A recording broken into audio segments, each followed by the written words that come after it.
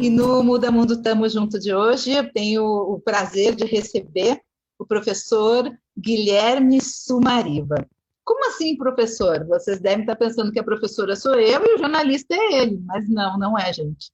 Ele é o professor, né? Quase foi colega de jornalismo, não chegou a terminar o curso, mas está super equipado, Guilherme, né? Com microfone, produzindo podcast. A gente tem muita coisa para conversar.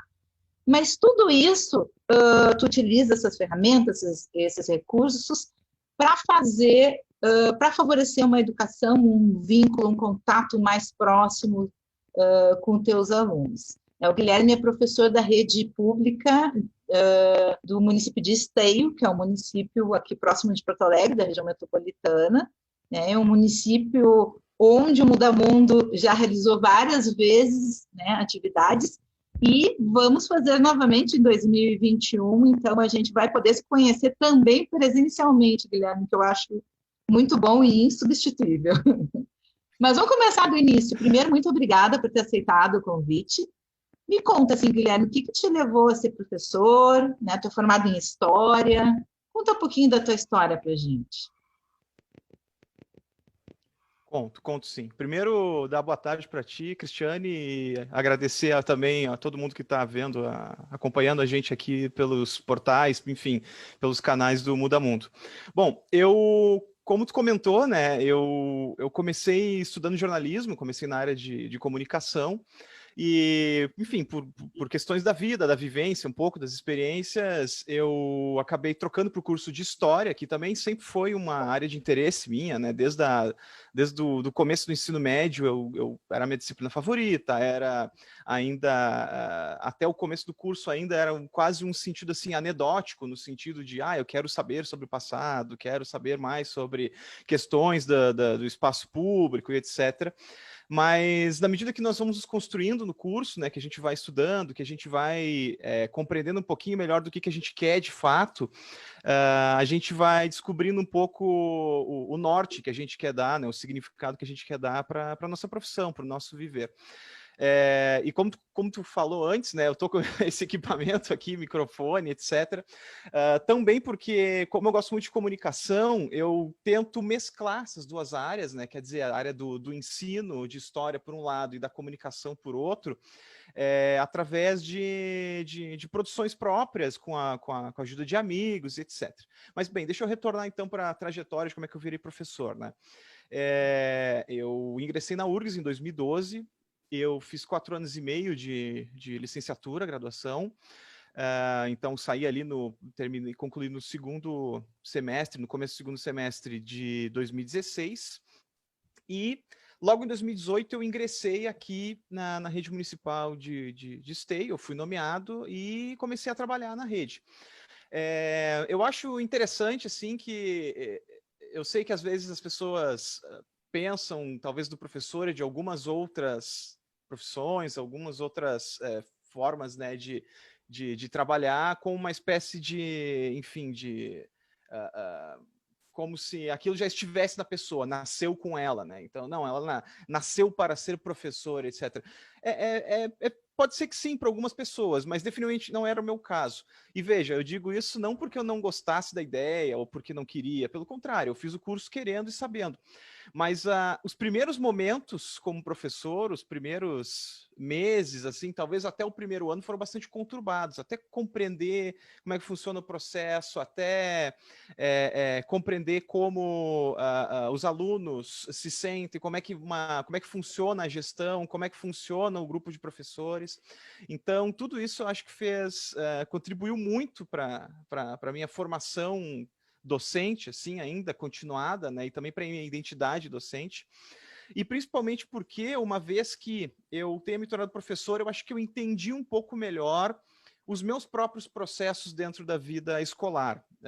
Eu costumo falar para os meus alunos sempre que eu estudei em uma escola muito parecida com a deles, com professores, gestores, com estrutura física, o currículo agora tem bastantes modificações, né, mas de qualquer forma, enfim, com várias coisas parecidas, e que ao mesmo tempo que isso era uma espécie de possibilidade de criar vínculo com esses alunos, no sentido de dizer, eu compreendo como muitos de vocês e vocês se sentem nessa situação escolar, às vezes, para o bem e para o mal, e também com isso de tristeza, no sentido de dizer, acho que nada mudou, ou pouca coisa mudou, né? E nesse percurso todo, talvez algumas coisas tivessem que ter mudado, né?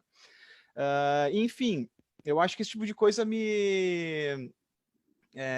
ao mesmo tempo que me indignava um pouco, me energizava um pouco de querer fazer as coisas, de querer fazer mais, querer trabalhar, de querer construir, etc. Então, embora eu não possa te dar uma resposta muito concreta acerca do porquê que eu escolhi, do porquê que foi, né, como é que eu cheguei aqui, o que eu posso te dizer é que eu me fiz no caminho. Eu acho que eu me fiz mais no caminho do que no começo do caminho. A gente ouve muito, Guilherme, que as nossas escolas, nós estamos no século XXI e as nossas escolas estão no século XIX, né? Assim, isso que tu diz de esse lado triste, né? De identificação com os alunos, de pô, muita coisa não mudou. O que tu trazes à associação da comunicação com a educação? Existe até um campo, né, chamado educomunicação, que é exatamente usar essas ferramentas em prol da educação, não como quando eu estudava, assim, tinha... Não, mentira minha, porque isso já era depois, mas há uns 20 anos atrás, mais ou menos, tinha a sala de informática, por exemplo. Então, que era aquele lugar fechado, separado, apartado, que não conversava com ninguém, e que o aluno ia aprender, né, a ferramenta lá do computador e tal. E a ideia da comunicação é que essas ferramentas tecnológicas, elas permeiam, né, a vida da gente, e elas podem estar a favor, apesar de que muita gente diz celular, fora da sala de aula, e ele às vezes pode ser um recurso maravilhoso, né? Tu achas que essa junção da comunicação é que faz o professor Guilherme avançar no sentido de uma sala de aula mais próxima do século XXI? Creio que sim, ou pelo menos eu gosto de pensar que tenho caminhado nesse sentido. Essa afirmação que tu traz, né, de que o celular pode ser um aliado, eu não consigo concordar mais. Eu penso exatamente assim. Porque, veja, mas veja, eu vou dar um exemplo em ensino de história, tá? Sempre que que eu recebia, assim, um pai, uma mãe, né, e aí às vezes falavam, não, mas é importante ele aprender história, saber ali as datas, né, saber os nomes, saber essas coisas assim. E veja, isso revela, por um lado, um pouco uma concepção acerca de história, que é um legado dessa educação formal da escola que esses pais tiveram. Veja, não significa que se constrói o conhecimento em história sem dados, sem datas, não é isso. Não quer dizer que a gente não tenha que usar. A questão é que esse não é o objetivo último, esse não é o objetivo de se aprender história na escola. Pelo menos eu não compartilho essa ideia. Assim como, claro, não vou ficar dando pitaco em outras disciplinas, mas, por exemplo, em língua portuguesa, talvez o objetivo último não seja exatamente saber o que isso é um adjetivo, um advérbio, de número, não sei o quê. Claro que gramaticalmente isso é importante para desenvolver sua linguagem e tal, mas este é o objetivo último da educação, enfim. E eu acho que uma das coisas que mais me apoquentava era justamente a questão da comunicação, da linguagem, de perceber que muitos professores, muitas professoras, nada a ver com má fé, nada a ver assim com não querer fazer, mas justamente com um conflito geracional muito grande, um conflito, uma ruptura geracional que está acontecendo no planeta Terra inteiro, que é o fato, por exemplo, de historicamente nós seres humanos tínhamos como ponto de referência da informação, da inteligência, do exemplo, da referência, o mais velho. E hoje, dado que a comunicação está transformando muito essas relações sociais, os mais jovens tendem, né, a dominar melhor, pelo menos essas ferramentas que hoje são o centro, né, o coração até da economia global. Então, ou se não são, um dia o serão, né? Provavelmente. Então, eu sempre quis conhecer e entender um pouco melhor essas questões da linguagem. Quer dizer, por que às vezes uma aula não funciona? Não é necessariamente porque o planejamento está ruim ou porque o assunto não é interessante, é porque existe um problema metodológico e um problema de linguagem, que é o teu aluno não entende de fato o que tu está querendo dizer, onde é que tu está querendo chegar, e também porque o domínio da tua linguagem é a forma como as representações desse universo para a tua geração é e para esses jovens é outro. Não é que isso vai fazer um juízo de valor, se a linguagem, se esse tipo de linguagem está sendo reconstruída é melhor ou é pior. Não é nada disso. A questão é compreender, que eu acho que é isso que é o nosso papel principal, é compreender esses processos e se adonar deles, de poder dizer, não, veja, eu tenho que aprender isso aqui, eu tenho que melhorar nesse sentido, justamente para poder me conectar mais com os meus alunos. Então, como eu sempre fui entusiasta da comunicação, eu acho que isso me ajudou muito, essa curiosidade se somando, né, essas coisas, e claro, um esforço sempre humano mesmo de criar vínculos com os alunos, criar vínculos que são fundamentais para uma boa prática, né? E são coisas que a gente vai aprendendo muito mais com o tempo. E isso mesmo antes da pandemia, né, Guilherme? E eu imagino que tenha se intensificado, né, no ano passado e agora segue. Fala para gente um pouquinho do podcast Acontece no Ensino. Eu gostei muito da linha de apoio de professor para professor, né? E como é que eu acho isso muito legal? Como é que se dá a participação Qual é a ideia desse podcast? Faz a propaganda aí para gente, vamos ver. Faço a propaganda, sim. Eu junto de um colega meu, o Thiago Delaide, é professor aqui da Rede de Esteio também, professor de filosofia, nós produzimos juntos um podcast chamado Acontece no Ensino. Às vezes o Thiago consegue me ajudar, às vezes não, mas no geral ele ajuda muito na construção da pauta, ele também às vezes está na bancada, fazendo as entrevistas, etc. Eu vou te contar um pouquinho a história de como é que foi esse podcast e aí demonstrar como isso está muito conectado justamente a essas questões todas que a gente estava conversando. O Acontece no Ensino, ele nasceu, de fato, em 2019, mais ou menos na metade do ano de 2019, quando eu tinha a intenção de fazer produções de divulgação dos trabalhos dos alunos e das alunas do ensino fundamental, dos anos finais, para ser mais específico, que eram as áreas em que eu atuava com maior frequência. Que tipos de trabalhos, né? Nós temos aqui no município de Esteio a Feira Municipal de Ciências e Ideias, que é uma feira bastante conhecida, pelo menos daqui da nossa região. Todas as escolas participam, então todas as escolas, umas mais, outras menos, umas por algumas metodologias, umas com suas organizações próprias, enfim, levam os alunos a compreenderem melhor metodologia científica e a produzirem trabalhos ou desenvolverem ideias que podem estar relacionadas a termos como ecologia, né? Então, pode ser sobre meio ambiente, né? Pegando nessa área assim de grandes áreas sociais.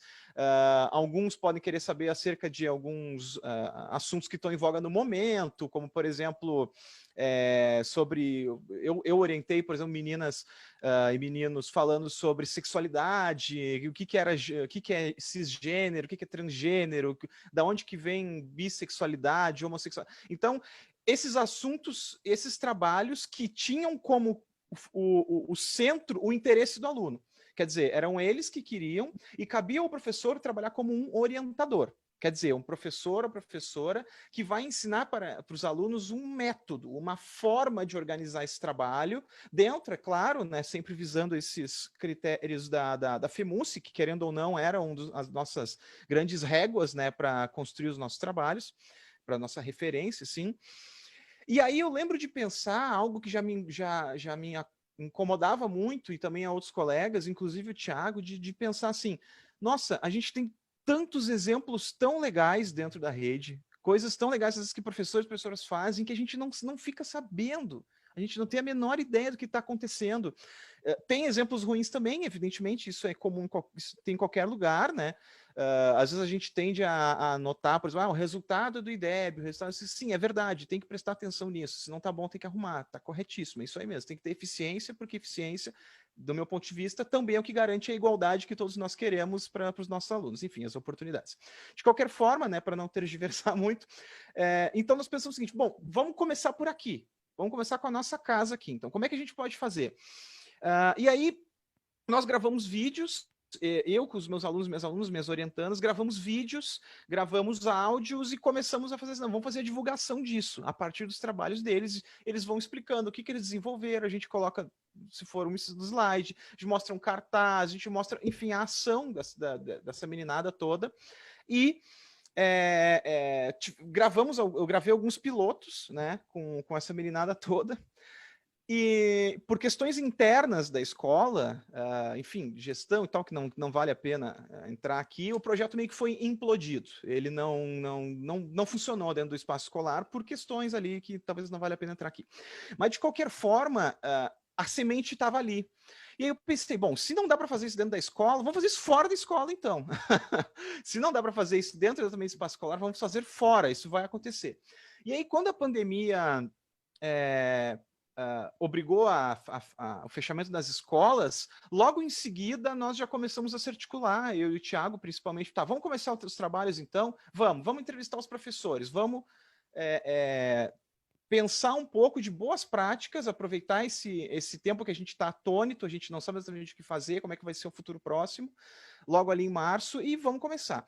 Então, no dia 3 de abril de 2020, nós publicamos o nosso primeiro episódio sobre metodologia científica, exatamente, né? E entrevistando colegas da Secretaria Municipal de Educação, teve uma receptividade bem legal, bem interessante, assim, logo no primeiro dia, a gente teve algumas dezenas de ouvintes, assim, que parece pouco, talvez, né, para algumas pessoas que estejam ouvindo, mas pensando em uma rede pequenininha do município pequeno, né, que talvez, às vezes nem sabe o que é podcast, para nós foi muito interessante.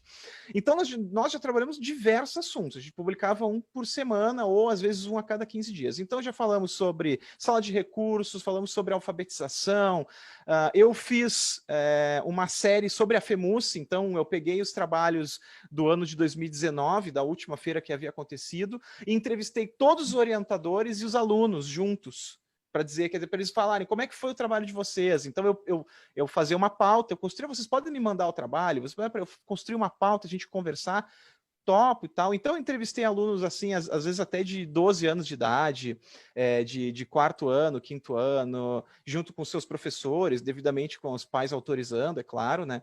Enfim, e tá tudo lá para ser visto. E mais recentemente, mas talvez a gente possa falar mais pro futuro, né, mais para frente aqui na conversa, eu também estou publicando o meu trabalho da minha dissertação de mestrado em ensino de história ali pela URGS, que é um especial RPG, que é um trabalho de ensino de histórias, especificamente, utilizando do RPG, do Role-Playing Game, né, com uma ferramenta didática, lúdica, onde os meus alunos, minhas alunas, 4 alunas e um aluno convidado no 9º ano, jogaram um jogo comigo e viveram uma aventura. E aí, para poder levar isso, difundir, né, essa produção coletiva, colaborativa, eu sonorizei. Então, vocês estão numa floresta, então colocar o barulho de folhas, coloca uma trilha sonora, então aí uma águia aparece, aí bota o som da águia. Então, enfim, isso é algo que é uma experiência que eu acho que seria interessante. Quem tiver interesse a gente pode falar mais para frente também, se tu achar interessante. Mas ouçam lá, eu acho que vocês vão gostar. E hoje a gente já conta nas métricas de todos os canais de divulgação com aproximadamente 2.000 audiências. Então, é bastante coisa, assim, né? Para alguém que começou ali, para gente que começou ali do zero, foi um resultado bem... Também, Guilherme, às vezes a pessoa não ouve diretamente, mas já compartilha, ouve junto com outros, né? Vai acontecendo. Muito bacana. Agora, fala um pouquinho mais para a gente, assim, o que é esse RPG, Role Playing Game? É uma metodologia? É um jogo colaborativo? Como é que isso funciona? Assim, o RPG, na verdade, role-playing game significa algo como um jogo de interpretar papéis, interpretação de papéis, né? Então, ele é muito mais... Não é uma ferramenta nova no sentido de existência, não é algo assim, eu não estou inventando a roda com isso, mas ele é muito famoso desde a década dos meados da década de 70, 80, que era muito comum de pessoas se reunirem numa mesa através de um livro de regras que contava uma história, contava um cenário, e aí as pessoas construíam personagens dentro daquele cenário, obedecendo a regras mínimas, regras também sociais, de convivência, né? E através desses jogos, as pessoas vivenciavam aquele mundo, mesmo que através de um simulacro, vivenciavam aquela realidade, né? E essa aplicabilidade que eu estou tentando fazer, que já fizemos, né? Então, mas eu estou falando assim enfim, porque é uma dissertação e ela ainda tem que ser avaliada. Mas eu estou tentando fazer no sentido de que eu acho que é possível. E, de novo, não estou inventando a roda, eu acho que, na verdade, a inovação desse trabalho é mais a dramatização mesmo, é o audiodrama, que eu posso comentar um pouquinho mais depois, se quiser, de usar o RPG para fazer com que o aluno experiencie um tempo histórico que não é o seu, que ele consiga se descolar da sua realidade e, através do jogo, do cenário, das regras, das personagens que eles podem ou interpretar com um professor dando a personagem, ou com eles e elas criando, né, orientadas pelo professor, experienciar isso. Então, eu já tive experiências assim com o sexto, com o sétimo, com o oitavo, com o nono ano, coletivas dentro da sala de aula, com duplas criando os personagens, e tivemos essa agora mais complexa, mais bem desenvolvida, digamos assim, com essa experiência com 4 alunas e um aluno. Eu me baseei no livro de um brasileiro chamado Christopher Castensmith, A Bandeira do Elefante da Arara. Ele é um autor brasileiro bastante famoso, não só no Brasil, mas também no exterior. E A Bandeira do Elefante da Arara, ele fala, o cenário dele é o Brasil colonial, a partir ali mais ou menos de 1576, então pega século XVI, pedacinho do século XVII, e ele te dá um sem número de informações, de ilustrações, de formas de se jogar, e que através dessas regras, quer dizer, como todo jogo tem que ter regras para poder funcionar bem, através dessas regras e através, inclusive, da capacidade interpretativa que a pessoa tem, ela vai entrando dentro do jogo a ponto de que ela vai aprendendo sem saber oficialmente que está aprendendo. Quer dizer, ela aprende sem se dar conta de que está aprendendo dentro de um processo mais clássico de escola formal, em que hoje nós vamos sentar e vamos aprender história, entende? Eu acho que esse é o diferencial, assim. E muitas pessoas já trabalharam com RPG, em dissertações, né, em outras ocasiões, mas eu acho que o diferencial da minha dissertação é justamente o audiodrama. Quer dizer, normalmente o que um professor que está fazendo um mestrado em ensino de história, como eu, por exemplo, ou quer falar sobre ensino de história ou educação, o que ele faz? Ele faz o jogo e ele analisa, né, como é que foi o jogo, etc. e tal. Eu também farei isso, mas eu fiz com uma diferença, eu gravei tudo. Então eu gravei absolutamente tudo, toda a aventura. Eu editei toda a aventura no sentido de fazer ela uma compreensão, né? Porque tem momentos, por exemplo, que eles estão combinando, vamos tomar o caminho da direita ou da esquerda? Bom, isso não é interessante para o nosso ouvinte ouvir 15 minutos de discussão. O importante é ele saber se eles for exatamente, se eles for partido para a esquerda. Ao menos que a discussão seja muito relevante ali para alguma coisa, e aí tem a questão da linha editorial também, né? Que o programa vai tomar. Foi um espetáculo de audiência, eu fiquei muito feliz. Eu enviei até arrisquei, assim, enviei um e-mail para o pessoal do Jovem Nerd, o Alexandre Ottoni, o Dave Pazos, né, que são, enfim, é um podcast muito famoso, é o maior podcast do Brasil, né, em termos de audiência. Eles fizeram a leitura do meu e-mail num programa e divulgaram. Disseram, pessoal, vai lá ouvir, a ideia parece muito legal e tal. E aí, quando eu acordei no outro dia, tinha quintuplicado o número de ouvintes, assim, do dia para a noite. Eu fiquei, meu Deus! E aí se tornou uma responsabilidade enorme. Eu fiquei pensando, nossa, eu deveria ter enviado mesmo. Mas foi muito legal. Os feedbacks até agora também estão sendo muito interessantes. E o mais bacana é ver a evolução dos alunos, né? Na medida que o tempo vai passando, que o jogo vai se desenvolvendo, mais e mais eles vão entrando na personagem, mais e mais eles vão ficando empolgados. Então, enfim, eu estou bastante orgulhoso dessa parte também. Que legal. Acontece no ensino. Como é que as pessoas podem achar, Guilherme? Tem no YouTube, tem no Spotify? Como é que acha o Acontece no Ensino?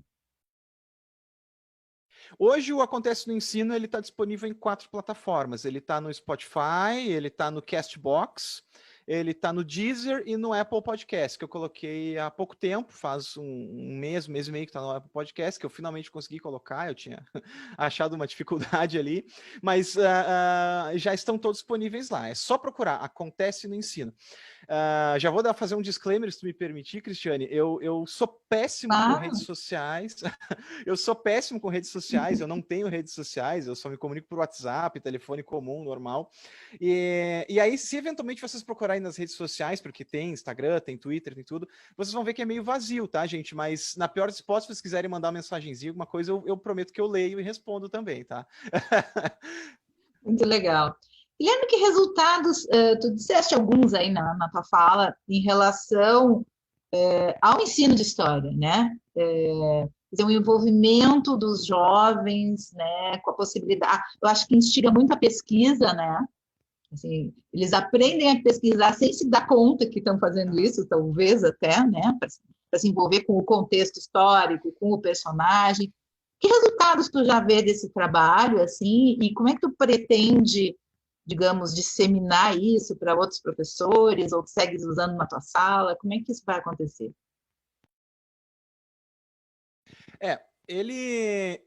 Esse projeto, esse especial RPG, né, que foi publicado, se eu pudesse traduzir em uma palavra, eu diria engajamento, tá? Eu acho que esse tipo de metodologia, ele leva ao engajamento do aluno e da aluna. A pessoa se sente, por ela se sentir no cenário, por ela passar por esse momento de descolamento do seu tempo presente e ir para uma outra realidade, por mais que seja apenas uma simulação, isso gera engajamento. Tem um autor que eu gosto muito, que se chama Will Storr. Ele tem um livro chamado Science of Storytelling, seria assim, a ciência do storytelling, né? Um livro muito bacana, que inclusive é um dos livros que está fundamentando muito a minha dissertação. E ele comenta, ele faz análise de vários livros, séries, etc., de como que as pessoas gostam de uma obra ficcional, por exemplo. Como é que as pessoas vêm a gostar? O que faz? Que elementos que uma obra ficcional tem que ter, ou tem, né? Ele não faz isso em formato de manual, ele está fazendo uma análise para fazer sucesso, ou para que as pessoas, ou para que crie engajamento, para as pessoas gostem. E aí ele coloca como princípio uma coisa muito interessante, que é, quando nós nos interessamos por uma obra, a gente não se interessa pelo cenário, a gente não se interessa pelos eventos históricos, necessariamente. Isso pode até fazer um link, né, entre uma coisa e outra. Mas o que a gente quer ver mesmo são as personagens. São as ações que elas tomam, são as decisões, são os dramas, são as dificuldades, são as superações, é a atuação, de certa forma, que engaja a pessoa. Eu acho que o RPG ele tem esse potencial enorme. Por quê? Porque o aluno ele se torna ele se torna ativo naquela relação, extremamente ativo. Aquela aprendizagem não funciona se o aluno não for ativo. Tu até comentou, por exemplo, assim, acerca de pesquisa. É muito interessante isso. Os meus alunos e minhas alunas, quem for ouvir talvez venha a perceber isso, no primeiro episódio ainda é um pouco morno, assim, a atuação deles, né? Aqueles que têm uma desenvoltura mais desenvolvida, já falam mais, constroem melhor sua argumentação, seus debates, as coisas, as suas ações, etc. Mas na medida que a obra vai passando, vai se desenvolvendo, o enredo e a narrativa, eles vão trazendo mais e mais elementos, e aí depois eu até no final perguntar, pessoal, mas de onde vocês tiraram isso aí? Eu não sabia que vocês sabiam disso. E aí uns me responderam, não, eu fui atrás, eu queria eu queria saber um pouco mais aí sobre os tupinambás para eu poder saber, mais ou menos, me ajudar um pouco nas decisões e tal. E não que isso seja necessariamente um pré-requisito, Cristiane, porque às vezes o aluno entrar nesse mundo do supetão, assim, de uma forma mais espontânea, também pode ser profundamente potencializador, né, de uma aprendizagem. Mas o fato deles quererem aprender também foi magnífico. O meu interesse, assim, na verdade, é ajudar a desenvolver métodos fáceis para que os professores consigam fazer isso em sala de aula. Já existem bons manuais, já existem boas obras, mas eu acho que eu tenho um pouquinho a contribuir nessa parte do áudio, então esse é um dos meus desejos, né, daqui para frente. Não sei se respondi tua pergunta, acho que sim. Respondeu. Não, muito legal. E quais são os teus projetos agora, Guilherme? Assim, pensando o dia a dia da sala de aula, né?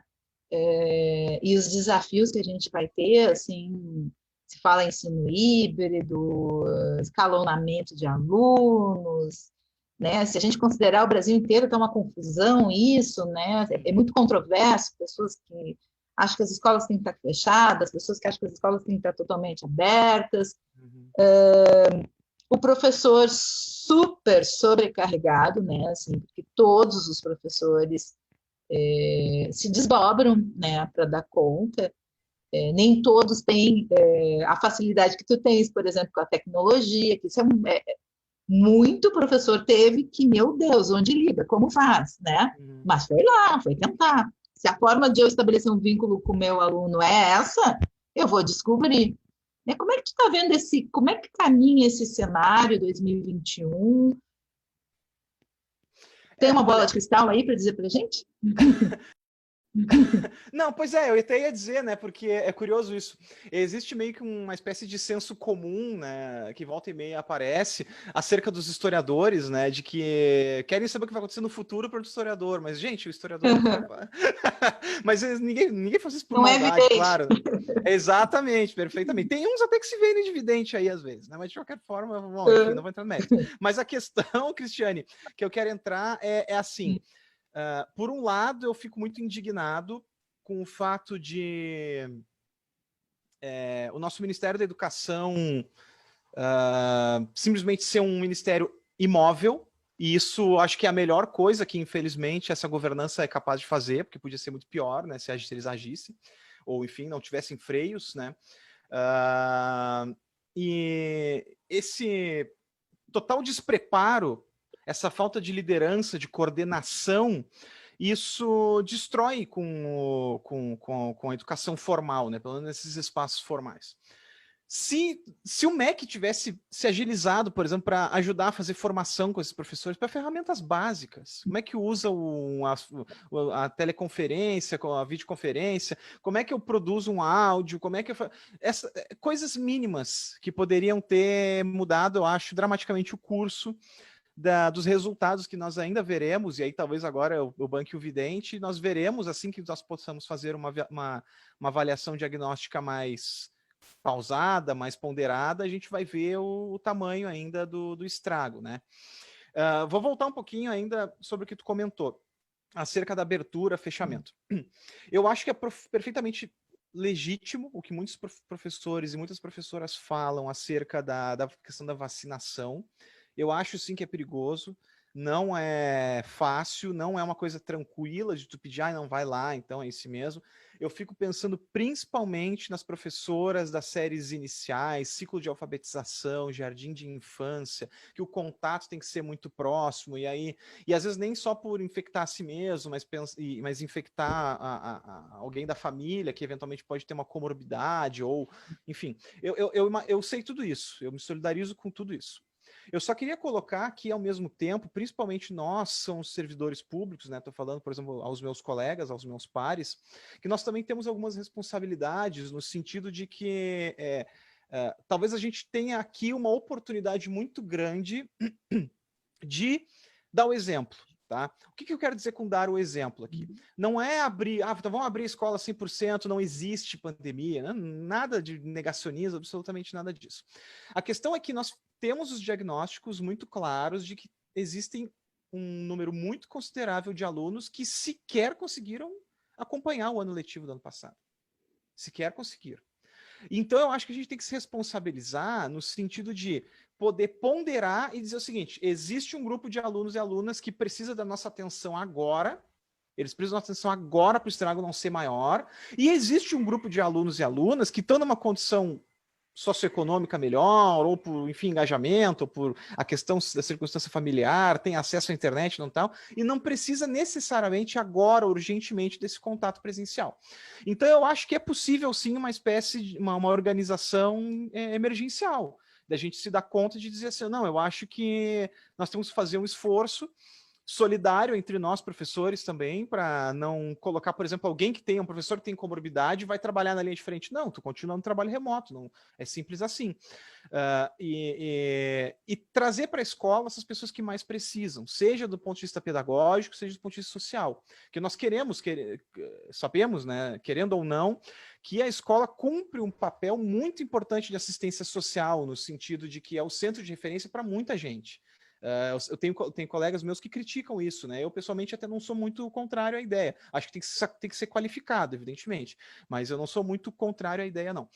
Mas, de qualquer forma,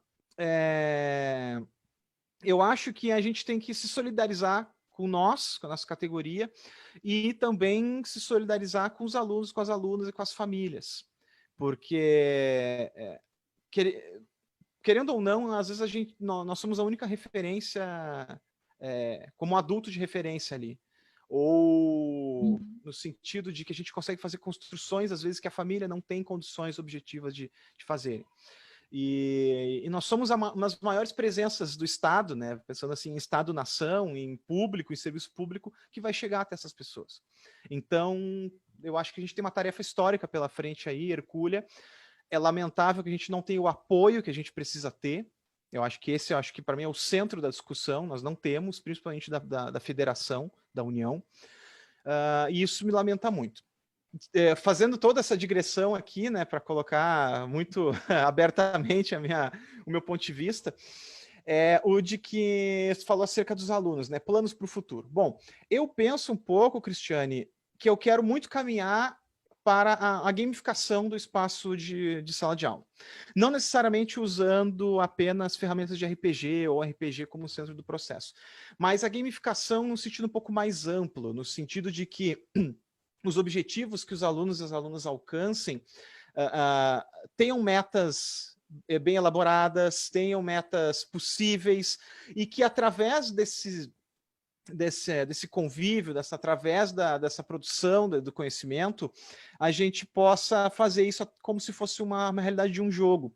Eu fico fascinado com isso, porque o que me levou para estudar história, voltando um pouco mais na adolescência, foram os jogos. Eu sempre fui um gamer no sentido de jogos de estratégia, jogos históricos, né? Então sempre gostei muito disso. Foi uma das coisas que me levou, inclusive, a ter um grande interesse por história. E eu vejo experiências muito interessantes da sala de aula sendo gamificada, né? Então, tu criar esse espaço para trazer para o ensino formal lógicas que já fazem parte da vida cotidiana do aluno, né? Então, criar uma espécie, mesclar esses dois universos, porque, embora seja muito importante que a gente defenda o espaço formal de educação, para a construção da cidadania, tudo isso, né, que é quase uma cartilha que nós, professores e professoras, repetimos o tempo todo, toda essa oportunidade que a gente tem, a gente acaba falando isso, mas eu acho que ao mesmo tempo a gente tem que se abrir para novas oportunidades, para novas circunstâncias e aproximar esses dois mundos sem preconceitos, sem apenas corporativismo, porque isso é uma discussão muito interessante também. Muitos professores, professoras, infelizmente, caíram no conto do vigário de que as ferramentas digitais, o ensino online vai substituir o professor. Gente, eu acho que ficou muito mais claro agora, o professor é insubstituível, o contato humano é insubstituível, vocês não vão ser substituídos, fiquem tranquilos e tranquilos. O que é importante é que vocês tomem posse dessas ferramentas, dessas novas metodologias. Então, acho que para o futuro... ferramenta, assim, né, Guilherme? Perfeitamente. Não são autômatos, não é Só Skynet, isso. Não é Exterminador do Futuro, gente. Fica tranquilo, não é nada disso. Ainda, talvez, né, Cristiane? Lá em 2100, 2200, podemos... Não, tomara que não. Acho que nada substitui né, as relações e o professor especialmente, que é a atividade, eu te disse antes da gente começar a gravar, a atividade mais importante que existe, eu acredito nisso, né? E como tu disseste, a escola ela tem um papel, assim, às vezes é a única referência de Estado que a gente tem, né? Então, a população que não conhece seus direitos, que está desassistida, recorre à escola com a possibilidade de resolver toda e qualquer questão de cidadania, de acesso à saúde, né, de apoio à saúde mental, assistência social. Então, assim, a gente não pode negar isso. Esse é o nosso país, né? E, infelizmente, a pandemia, eu acho que só ampliou essa desigualdade e aumentou a responsabilidade do professor e da escola nesse sentido, né? A gente quer, Cristiane Oster, quero que o professor seja qualificado, né? Que ele seja valorizado e que ele possa um dia cumprir o seu papel de professor. Mas hoje o professor é muito mais do que isso, né? Às vezes ele é a única referência que essa criança tem, como tu disseste, de uma pessoa adulta, né, razoável, que dialoga, que cuida, que respeita.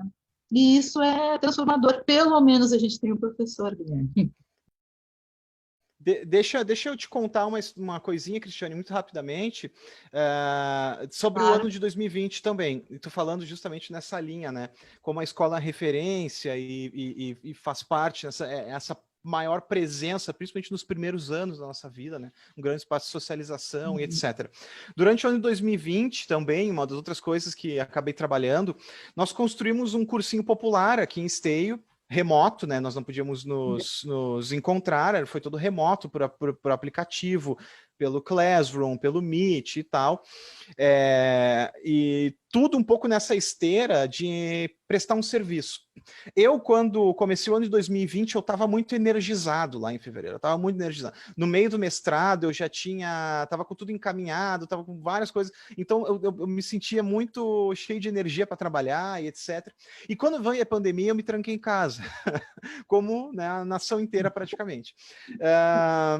E aí começaram a surgir as ideias. Então eu tinha um grupo de alunos e alunas que queria estudar para ingressar, né, alunos e alunas de 9º ano do ensino fundamental, ingressar nos institutos federais para o ensino médio em técnico integrado, né? Que é um big deal aqui, né? Para muitas escolas daqui, porque ao lado de Esteio há o município de Sapucaia, que tem o IFSU, que é bastante grande ali, o Instituto Federal da Fronteira Sul, e em Canoas, a cidade também ao lado, do outro lado, tem o IFRS, Instituto Federal do Rio Grande do Sul, que também tem cursos técnicos. Então isso aqui é uma coisa que chama muito atenção, né? Embora não haja, assim, na maioria das escolas, uma espécie de cultura de buscar por essas vagas. E eu até entendo, existem outras urgências, né? Mas também é algo que eu acho que é interessante se colocar como uma perspectiva de futuro. E eu comecei a estudar com essa meninada, e eu me dei conta do seguinte: nossa, gente, tem algumas coisas que estão aqui em matemática que eu não sei fazer mesmo.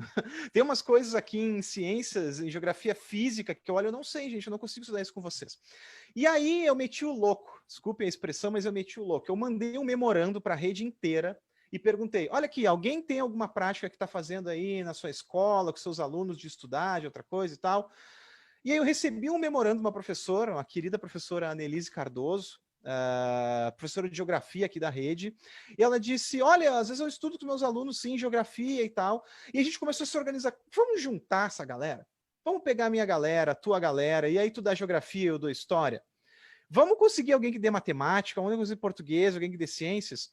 Então, e o cursinho nasceu assim, assim mesmo, como eu estou te falando, as pessoas se juntando e querendo fazer alguma coisa. Eu fiquei meio de coordenador ali, né? Então, vou nomear aqui as pessoas porque eu quero muito demonstrar a importância de todas elas, todos eles, para esse processo. Então, em geografia ficou a professora Annelise Cardoso, fiquei eu como história, daí ficou a professora Gisele Machado, também aqui do município, como ciências, ficou por um tempo, depois teve que sair. O irmão da Annelise, o Maurício, ficou em matemática, e aí depois a professora Maiara da Ávila, do município aqui, também pegou português, e eu consegui 2 amigas minhas da URGS para trabalhar com ciências. E foi assim. E aí depois um professor me substituiu por um período, o professor Alan, meu colega de mestrado, e o professor João Kupka e o professor Tiago Delaide no apoio, ali no suporte. Então, gente, olha só, reunimos aproximadamente entre 8 e 9 professores, quase, sabe? nessa coisa. Então, tem gente querendo fazer e há espaço para ser feito. Aconteceu, né, no fim, que o IFSU e o IFRS cancelaram os seus vestibulares, né, porque, em função da pandemia, eles decidiram fazer por sorteio, mas a Escola Liberato, que é a Escola Técnica Estadual aqui do Rio Grande do Sul, né, que fica lá em Novo Hamburgo, uma cidade próxima aqui, manteve o vestibular, e dos 9 que se candidataram para a vaga, 7 foram aprovados. Então, um mérito aqui mais especial a eles e elas, claro, e aos professores de português e matemática, que são as provas que caem no Liberato. Mas, assim, foi uma coisa muito, muito interessante. E esse trabalho também rendeu um prêmio de funcionário de destaque para mim, né? Era possível cadastrar uma pessoa só, daí acabei cadastrando meu nome, falei com os colegas e tal, eles acharam ok. Rendeu um prêmio aqui na categoria Trabalho Social. Mas eu quero deixar muito claro que, embora tenha sido no meu nome, não teria sido absolutamente nada possível sem todos esses professores e todas essas professoras. Foi um trabalho em conjunto. Foi o meu nome que levou, mas quem trabalhou muito também foram eles e elas. Então, há espaço, Cristiane. Eu acho que há espaço e há vontade assim, para a gente fazer. Não é eu acho também que, por outro lado, a gente não deve ter uma espécie de julgamento de valor caso a pessoa não queira fazer voluntariado. Claro, não tem problema, gente. É uma escolha. O que eu quero dizer é que nesses momentos, momentos extraordinários, às vezes pedem medidas extraordinárias, né? Então, todos nós estávamos angustiadíssimos com a situação dos nossos alunos perdendo vínculo, perdendo contato, tendo pior rendimento, né? O rendimento escolar, formal mesmo, baixando, decaindo. Então, nós todos estávamos incomodados e a gente transformou essa indignação em outra coisa, né? Tivemos esses resultados, poderiam ter sido muito melhores, né, do ponto de vista objetivo, mas de qualquer forma foi muito interessante. E nós queremos continuar esse ano. Vamos ver. Olha, acho que através de abril, talvez em abril a gente já deva retomar os trabalhos, agora com outras parcerias que eu já estou correndo atrás também. Enfim, mas é isso. Para a gente se movimentar, alternativas, oportunidades e assim, eu acho que a síntese do que tu falas também, né, Guilherme, é o trabalho colaborativo e em conjunto, né? A gente não consegue fazer nada sozinho e é muito legal quando a gente descobre que tem mais gente que também quer fazer, que também quer transformar, né? E como tu disseste, é um momento. Às vezes a pessoa diz, não posso, nesse momento cada um tem a sua... A gente não pode perder tempo julgando ninguém, a gente tem que fazer as coisas que para a gente são importantes, né? O que eu acho, Cristiane, que existe o sentimento que te paralisa, do medo, e o medo que te movimenta, né? Então, não dá para ser paralisado. Se o medo te paralisar, eu acho que piora a situação. E se indignar também é bom. Eu sou da opinião que se indignar é ótimo. A questão é que a indignação não pode ser solta, vazia. Então eu faço um texto no Facebook e está tudo certo. Enfim, eu já estou um pouco, que nem eu falei, eu estou um pouco descolado das redes sociais faz uns 6 anos já. Então, né, mas sim. Eu diria que a gente não pode vomitar a indignação. Acho que a gente tem que elaborar a indignação e fazer alguma coisa com ela. Perfeito, exatamente. E Guilherme, olha, eu poderia... Fala. Sim. Não, só isso de dizer que não tem medo de errar. Não tem medo de errar. Se tu tem um bom vínculo com os teus alunos, tu tem interesse, tu tem um objetivo e tu quer fazer algo bom e eles também querem, mesmo que tu erre, vai ter resultado. Confia em ti mesmo, em ti mesma e se organiza. Se organiza, seja como for, vai ajudar. Isso ajuda muito. Tá certo que quando a gente faz, a gente erra. Não tem problema, faz parte. Guilherme, muito obrigada por essa conversa, que eu espero que tenha sido uma primeira conversa de várias que a gente consiga ainda empreender, que isso só depende da gente. E se as coisas caminharem bem, a gente vai se encontrar presencialmente, o Muda Mundo vai fazer várias ações, né, no município de Esteio, eu já estou em contato lá com o João, com a Simone da secretaria, então a gente está pensando várias coisas também para fazer de forma remota, antes que o projeto aconteça presencialmente, e aí vai ser um prazer te conhecer. Muito obrigada e parabéns pelo trabalho, pela coragem e por transformar esse medo aí em ação. É isso que a gente precisa. Obrigado, Cristiane, pelo convite. Foi uma conversa muito boa aqui. Acho que até falei demais, né? Acho que é um pouco. Aí, esse é um dos cacoetes professores que eu tenho. Eu falo muito. Se deixar, a gente vai até a meia-noite aqui falando. Mas te agradecer muito e já de antemão aqui te convidar para participar do Acontece no Ensino também, para falar sobre o Muda Mundo. Assim que a gente conseguir se organizar nas pautas e começar a construir um cronograma direitinho, eu e as outras pessoas que fazemos, né? E tu já está convidado de antemão e a gente se organiza e tu vai participar lá também. Espero que sim. Que bom, com certeza, será um prazer. A combinação professor e jornalista só poderia ser falante. Perfeito, perfeito. É isso aí mesmo. Perfeito. Guilherme, um beijo, querido. Muito obrigada. Um beijo, um abraço pessoal do Muda Mundo.